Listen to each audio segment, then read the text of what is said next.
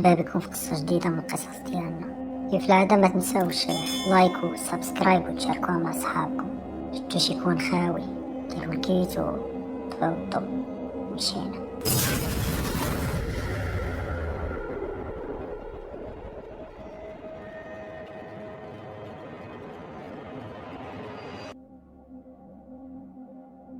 كل شي غادي يبدا مع الوالد. جدي كان راجل اللي قاصح بحكم انه عسكري، كانوا عنده غير البنات، الوالد بوحدو هو اللي راجل. منين شافوه كبر شي شويه وما عنده لا قرايه لا حرفه في يديه، خرجوا من الدار وقال لي سير دبر على راسك. الوالد ديك الساعه كانت عنده تقريبا 17 18 عام ولقى راسو في الزنقه. بطبيعه الحال جده ما كان عندها ما تقول، حيت جدي كان ديكتاتوري وكيتحكم في كل شيء. الوالد ما بقى عنده فين يبات، ولا كيدور غير من قنت لقنت، مره كيمشي عند العائله، مره كيبات غير في الزنقه، حتى غيلاقيه الله بواحد السيد اللي خدام كسال في الحمام. وتماك غيتاكد الوالد من داكشي اللي تابعو من صغرو، وهانتوما غتعرفوا. مشى داك الكسال مع الوالد لعند مول الحمام، بدا كيرغب عليه وكيقول ليه بلي هاد السيد من العائله وراه مسكين جاي من البلاد وراه خاصه خدمه. مول الحمام قال ليه صافي، الا كان من عائلتك وعلى ضمانتك مرحبا به، يخدم معاك حتى هو يكسل الناس. الوالد بدا بديك الخدمه اللي كانت صراحه غريبه عليه، حيت ما كانش متوقع انه يدخل يخدم في الحمام. حط الصاك ديالو مع السيد، قال له حيد حوايجك، ومباشره دخل كيكسل عباد الله. الوالد كان شويه صحيح، داكشي علاش ما كانش كيعيا داغي، وعجب داك السيد مول الحمام وحتى الكسال اللي كان معاه. النهار الاول عطاه تماره ديال بصح، بحال الا كان باغي يجربو، والوالد صبر حيت كان باغي يطلب منه واحد الطلب من بعد. وصل الليل، داك الكسال بدا كيجمع في حوايجو غيمشي في حالاته، وسول الوالد وقال ليه انت فين ساكن، فين غتمشي؟ قال ليه وهادشي اللي بغيت نطلبك، راه ما عنديش فين نبات، واش تقدر تدبر ليا؟ قال ليه ما عندي ما ندير لك ولدي، الصراحه كنت ساكن بوحدي مرحبا بك، ولكن انا عندي مراه وعائله والدار يلا قادانا. بقى كيشوف فيه وقال لي عرفتي شنو، بات هنايا. جاوب الوالد وقال ليه الله يرحم لك الوالدين، واش مول الحمام ما غيساقش الخبار؟ قال لي لا ما كيجيش بزاف، خذ راحتك. نعس الوالد ديك الليله تماك، وبقوت العيا ما دا ما جاب، ما حس بوالو حتى صباح الصباح، وجا داك الكسال كيحل عليه من برا. صافي سخن الحمام وبدا نهارو من جديد عادي، كلشي كيبان طبيعي وما كاين حتى شي حاجه غريبه. بدا كيدبر شويه في الصرف، وحتى الناس اللي كانوا تماك ولاد الحومه كيدبروا عليه، حيت عارفينه ماشي ولد تماك. كيجيبوا ليه بعض المرات الفطور، الا كانت الجمعه كيجيبوا لهم قصريات كسكسو. المهم قال الحمد لله على هاد الخدمه هادي، وبدا كيولف داك الجو. واحد الليله فين غيبدا الرعب معاه، الوالد قال لينا بلي غير كيتكا كيديه النعاس، حيت نعاسو ثقيل واصلا كيكون عيان. ولكن ديك الليله بالضبط طار عليه النعاس، بدا كيسمع الماء مطلوق لداخل، وبحال شي واحد كيدوش وكيقسم لينا بالله. في الاول كيحسب له بلي غير غالط وصافي، ولكن داك الصوت ما بغاش يحبس. ناض الوالد باش يتاكد، حط راسك في بلاصتو وتخيل نفس الموقف طراليك، انت في الحمام سد عليك، ما كاين حتى شي واحد من غيرك، وكتسمع شي واحد كيدوش لداخل. دخل تماك وبالفعل لقى الروبينيات مطلوقين والسطوله كيعمرو تحت منهم، واخا هو متاكد بلي سيق الحمام وخرج كاع السطوله على برا. سولتو الوالد وصف لينا الشعور ديالك في ديك اللحظه. قال لي الماء طاح ليا في ركابي بمعنى الكلمه. واخا ما كانش هذيك اول تجربه رعب يعيشها في حياته، ولكن هذيك راه كانت بزاف، خصوصا داكشي اللي جاي من بعد. قال ما غاديش نتسوق، عاود سد دوك الروبينيات وخرج السطوله ومشى رجع لبلاصتو. كان كينعس في داك البيت اللي كيبدلوا فيه الناس حوايجهم، تما كان كيفرش واحد البونجا وكيتكا، وكان كيخلي الضوء شاعل في الجهه اللي كيجلس فيها الكسال باش يحطوا ليه الناس الاوراق، يعني داك الضوء داخل عنده شويه. كيقول باللي ما عرفش شحال داز ديال الوقت، ولكن تكا وداتو عينو، حتى شويه بدا كيسمع صوت بحال شي واحد كيتمشى، مع كيهز راسو بان ليه واحد الراجل شيباني كبير بزاف في العمر لدرجه عروقو كيبانو، هاجو السطوله وغادي كيتمشى بشويه، كيتمشى بواحد الطريقه كتخلع. كان ملوي فوطه على النص ديالو التحتاني والفوق عريان. الشكل ديالو كان كيشبه لينا، ولكن غير تشوفو غتعرفو ماشي طبيعي، خصوصا كيفاش كيتحرك. الوالد بقوة الخلعه بقى كيقول له والله ما شفتك والله ما شفتك. داك الراجل داز جهه الطواليطات وغبر في مره. الوالد ما قدرش يطلع عليه ولا يتبعو ولا يشوف فين مشى، ما قدرش ينعس اصلا. الاصوات قال عاد ما زادوا لداخل، كيسمع السطوله كيتجروا، كيسمع الماء كيتكب، كيسمع الدوش، كيسمع اصوات ديال شي ناس كيهضروا لداخل، وكان صوت عيالات مع رجال، داكشي مخلط. بقى كيسمع داكشي حتى أذن الفجر ووصل الصباح. ما قدرش ينعس بزاف، حيت ديك الساعه جا الكسال الاخر يلا كيبداو يسخنوا الحمام باش يدخلوا الناس. دابا غنرجع بكم اللور لواحد الفتره كان عاشها الوالد في صغره. دابا غتفهموا علاش ما قدرش يعاود لداك الكسال شنو وقع عليه. الوالد هو واحد اختو الكبيره كان من ديما تابعهم الجن، وهادشي ماشي جديد عليهم حيت كانوا وارثينو من جدي اللي حتى هو وارثو من باه. كانت بحال شي لعنه تابعه العائله. عرفنا شنو السبب صراحه، كل واحد وشنو كان كيقول لينا. كاين اللي كيقول احنا اللي اذيناهم، كاين اللي كيقول قتلنا شي واحد فيهم، كاين اللي كيقول شي واحد من عائلتنا كان داير عهد معاهم. داكشي علاش غيبقاو تابعيننا حتى يكمل داك العهد. المهم هذا هو التفسير الوحيد اللي كان عندنا. هذيك اخت الوالد ولا عمتي كانت خرجت لها جنيه من البير ملي كانت كتسقي الماء. هزوها غير الناس اللي لقاوها طايحه تماك، حيت مورا ما شاف داكشي ما بقاتش قادره تمشى. اما الوالد كيقول بلي بدا مع هادشي منين كانوا عايشين في عروبيه. واحد النهار كان رجع البهايم وسد عليهم في الكوري، يلا بغى يتحرك بحالو حتى كيسمع واحد الصوت غليظ كيعيط عليه. ما قدرش الوالد يدور ولا يتلفت، بقوة ما كان داك الصوت كيخلع ومشى كيجري بحالو، حيت كان متاكد 100% بلي ما كاينش شي واحد من غير البهايم في داك الكوري. مشى شكا على جدي وعاودها ليه، ولكن قال لي راه غير تخيلتي. في الاول ما كانش كيبغي يخلعهم حيت كانوا مازالين صغار. حتى جدي كانت قصته قصه ودوز وقت طويل مع الجن والمواقف المرعبه، ولكن كان متحفظ وما عمره ما عاود لشي واحد. نرجعوا للوالد. كانوا كيجيو شي وحدين كيهضروا معاه، كيسحابهم من الانس وهما راه جنون، حيت من بعد كيحلم بهذاك اللي طلاقاه، كيتسيف عليه في الحلم وكيبان له بشكل اخر كيخلع. ديك اللعنه كانت محصوره في الوالد وفي عمتي الكبيره، هما اللي هزوا الدقه. كانوا قربوا يحماقوا. تصور انه كينعس في بيته وكيسد عليه، كيفيق كيلقى راسو مجلي في الخلا. دازت عليه واحد الفتره ولا بحال البوهالي، واخا يجيبوا ليه حوايج جداد كيلوحهم ويلبس الحوايج المقطعين. صافي مسكين ما قرا ما شد حتى شي حرفه بسبب داكشي اللي كان كيجيلو، حتى من الجامع منين كان كيديوه ليه كيطيح لهم تماك، وبعض المرات كيهرب. وهنا جدي عرف باللي الجن اللي كان عند الوالد وعند عمتي ماشي مزيان وجن خبيث. حاول انه يدير لهم الرقيه ويعالجهم ولكن بدون فايده. واحد المره الوالد سمح في البهايم ورجع كيجري لعندهم للدار، وما شافوه في ديك الحاله ناضوا لعندو. وجدي كيسولو فين تلفتي البهايم ولد الحرام؟ قال ليه راه تابعني راه تابعني. سنانو كيتقرقبوا بقوه الخوف والزروقيه طلعات معاه.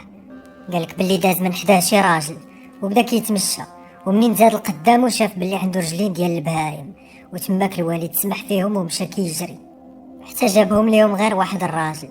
جدي سولو واش هذا هو الراجل اللي شفتي؟ قال لي لا ماشي هذا. ما حدهم كيكبروا ودوك المواقف كيتزادوا والخبار كتزيد تشيع في الدوار. في الاخر جدي شاف تاعيا وما يجيو للمدينه وسكنوا.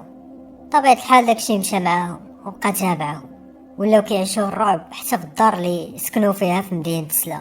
كانوا بالضبط عايشين لهم في الدروج في الكوزينه وحتى في الطواليت وواحد السده في السطح.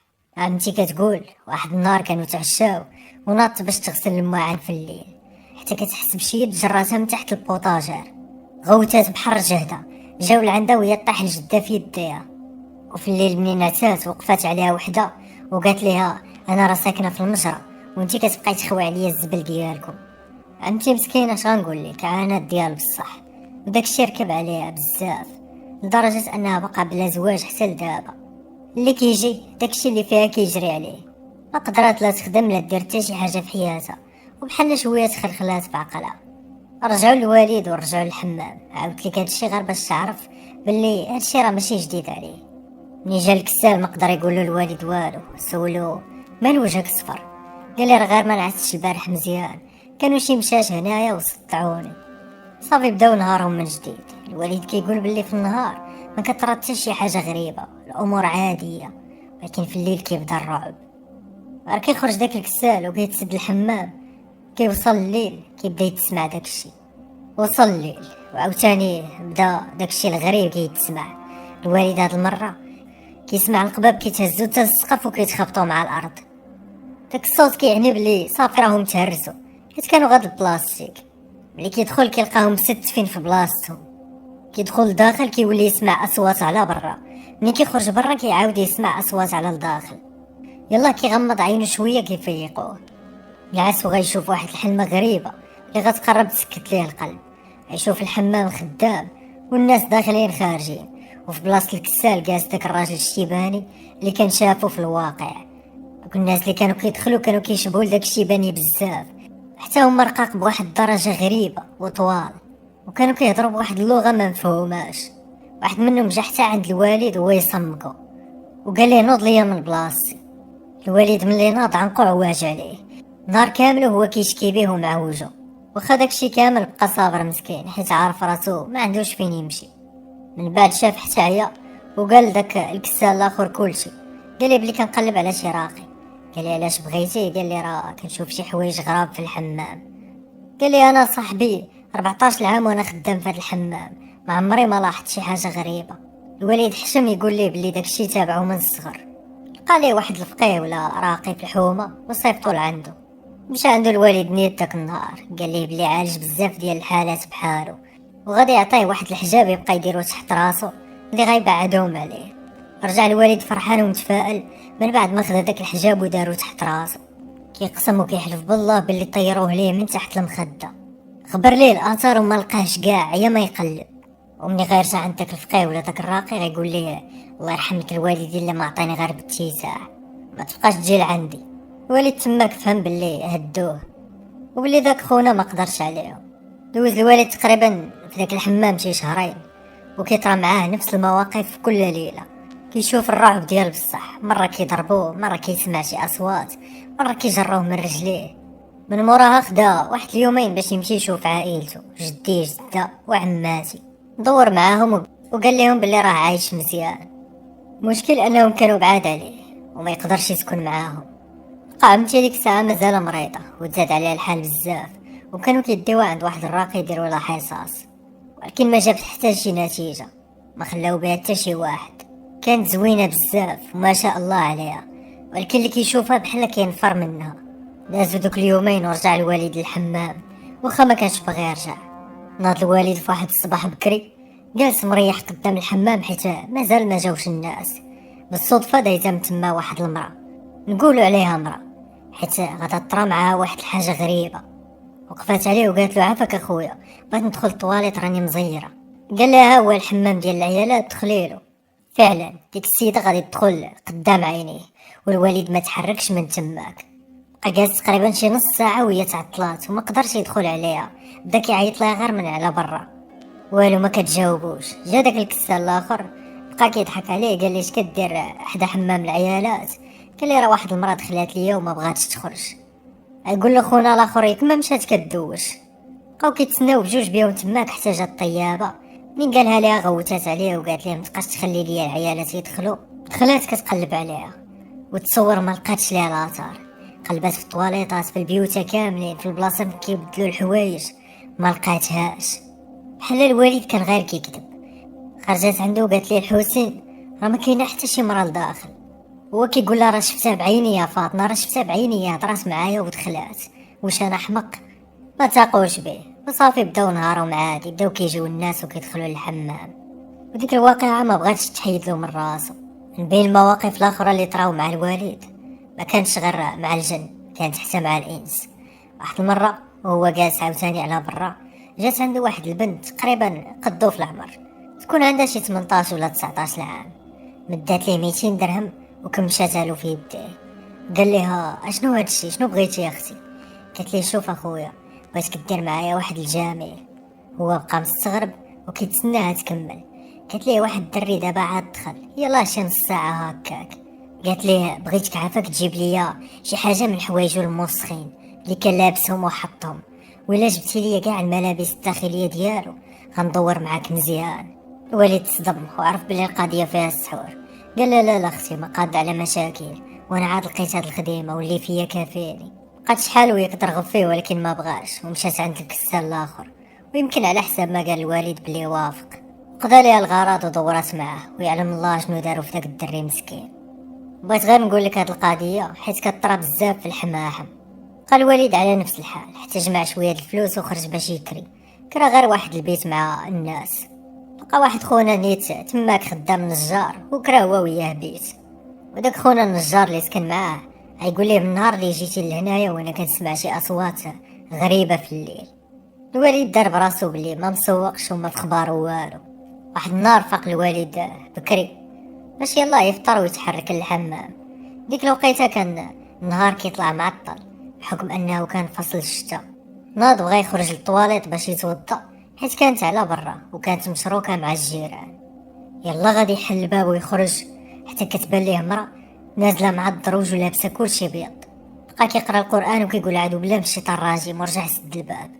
حتى فاق به صاحبه وقال لي راك صدعتينا صاحبي راك كتقرقب بزاف. صافي الوالد شاف حتى عيا واضطر انه يبدل السكنه حيت ما تفاهمش مع داك خونا، وكان خاصو ضروري يسكن بوحديتو حيت حتى شي واحد ما غيفهمو. تماك الوالد غيسكن عند واحد الراجل الله يعمرها دار هو ومراتو. كانوا كيعيطوا عليه غير الحاج في ديك الحومه، وكانوا مربين واحد البنت حيت ما كيولدوش. ديك البنت هي بنت خوه، كان والديها ماتوا وعايشه معاهم. غنحرق لكم المفاجاه وغنقول لكم بلي هذيك هي الوالده ديالي. كانت الدار فيها جوج طبقات، الفوق ساكنين هما والتحت كيكريوها للناس. والوالد بحكم انه كان زوفري ديك الساعه كراولو غير بيت. المهم لقى راحته. من بعد ما غيبقاش خدام في داك الحمام، غادي يدير كروسه وغيولي يبيع في المارشي. داك الحاج اللي كان كاري عنده هو اللي عمر ليه الكروسه وقال ليه خرج تبيع. لقى راحته شويه منين خرج من داك الحمام، واخا كانوا مازالين كيطراو معاه شي مواقف وكيشوف شي حوايج، ولكن على الاقل ماشي بحال قبل. المشكل اللي طرا الوالد في هاد الدار الجديده ان داك الراجل اللي كان ساكن فوقه واللي هو عم الوالده كان حاج، وكان تقريبا كيدير صدقه كل شهر ولا شهرين، يعني كيجيب الطلبه وكيبقاو يقراو القران مجموعين. وتماك الوالد كيتعذب وكيقرب يحماق وكيبقى يزدح راسو مع الحيط. من بعد ما بقاش كيقدر يصبر وكيخرج على برا. ديك الحاج غيكتشف هادشي وغيقول ليها ولدي راه خصك ترقي راسك. قال له هادشي راه عندنا قديم وما يمكنش يتعالج. قال لي كل مرض عنده علاج، صيفطو حتى هو لعند واحد الراقي وخلص ليه كاع المصاريف. ولكن بالرغم من هادشي كامل الوالد كيرتاح واحد الشهر ولا شهرين ماكسيموم وكيرجع عاوتاني ينتكس. هذيك بنتهم اولا الوالده ديالي ولات معجبه بالوالد بحكم انه كان انسان درويش وداخل سوق راسو وكيجيب لهم الامانه ديالهم كامله، يعني الفلوس ما ناقص منها حتى شي حاجه، كيعطيوه رزقه وداكشي اللي بقى كياخدوه. اعترفات بهادشي الام ديالها اولا السيده اللي كانت مربياها، وصافي هضروا مع الوالد وقالوا ليه بلي بغيناك تزوج ببنتنا وما نلقاوش احسن منك. تزوجوا على سن صغير تقريبا 20 عام كانت عنده هو وهي كانت عندها 19. داك عمها عطاهم الدار التحتانيه كامله، وتماك الوالده مسكينه غتولي تعاني مع الوالد وداكشي اللي ما كانش فيها غيولي فيها، خصوصا من حملات بيا. كانت فيما كتنعس في الليل كتبدا تقول الوالد بلي شي واحد كيطلع عليهم من الباب. ملي كينوض كيقول لها راه ما كاين والو. كانت حامله وكان خايف عليها، ما كيبغيش يعاود ليها حيت العرفات قصتو كامله تقدر توقع شي حاجه للجاني. ولات كتحس وكتقول لوالديها بلي الدار مسكونه، واللي بدورهم كانوا يا اما كيطلقوا القران اولا كيجيبوا شي واحد يقرا. اللي دخل تماك كيقول لهم راه ما عندهم والو حيت اصلا الوالد ما كيكونش في الدار. نهار كيعرف شي راقي جاي وبلي القران غيتقرا كيخرج، داكشي اللي معاه كيبقى تابعو غير هو. ملي شافوه شد الطريق واستقر في حياته بغا يرجع يصلي ويعمر بيوت الله، بداو كيخربقوا ليه وكيرونوا له في حياته. ولا ديما مدابز في السوق بسبب ولا بدون سبب، وعمرو ما جا القارو فمو حتى ولا كيكمي وكيشرب. وعاد نفر من الوالده ولا كيبغي يبقى بوحدو ويبات بوحدو. شي مرات كيطلع للسطح كاع وكيفرش وكينعس. تزاديت انا وفرحوا بيا بزاف بحال تقول رجعت حيت العلاقه ديالو. ولكن حتى انا خديت حقي من اللعنه. ملي كملت انا شي 5 سنين هكاك كانت الوالده زادت ولدات خويا واختي الصغار. اما العلاقه ديالها مع الوالد تأزمت بزاف. غير باش نقول لك اخويا واحد النقطه، الوالد من الاخر ولا مبلي وترافق مع واحد خونا اللي كيزيدو غير الكوارث خصوصا البيران.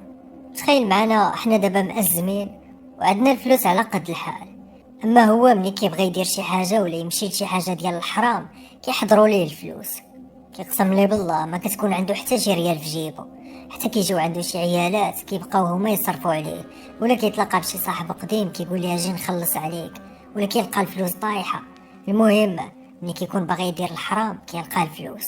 وتماك وفي دوك البلايص غادي يتعرف على واحد السيده خارجه الطريق وفي نفس الوقت سحاره. كان عجبها الوالد، وملي عرفاتو مزوج وهي تسحر ليه. تخيل معايا ما بقاش كيدخل عندنا نهائيا للدار ولا كيغبر بالسيمانه. داك جدي مسكين هو اللي كان كيصرف علينا، مع عائلة الوالد ما كانوش مسوقين. وقع مع ديك السيدة في الغلط وانا تزوج بها حتى هي، وزادها على الوالدة اللي عرفت هادشي دمرات ومرضات وطلبات الطلاق، ولكن ما بغاش يطلقها. ديك خيتي اللي تعرف عليها كانت عندها دارة وميت ليها الراجل، وداك السحر اللي دارت ليه زاد كمل عليه وسحرات لينا حتى حنايا.